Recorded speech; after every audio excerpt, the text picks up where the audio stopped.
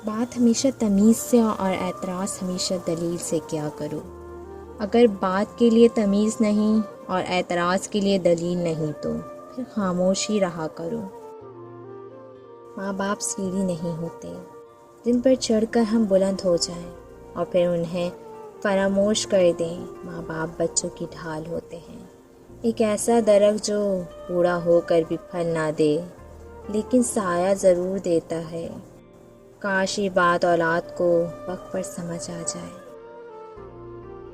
बेफिक्र हो जाओ, जब आप मुखलिस हो और आपकी नीयत ठीक है तो तब आप लोगों को नहीं खोते बल्कि लोग आपको खो देते हैं। साथ निभाने का हुनर ताले से सीखो, टूट जाता है मगर चाबी नहीं बदलता। ज़बान से इतना ही बोलें जितना फिर कान से सुन सकें। बेपनाह चाह लिया बेपरवाह लोगों को। ज़िंदगी अपने हिसाब से जीनी चाहिए। लोगों को खुश करने के चक्कर में तो शेर को भी सर्कस में नचाना पड़ता है।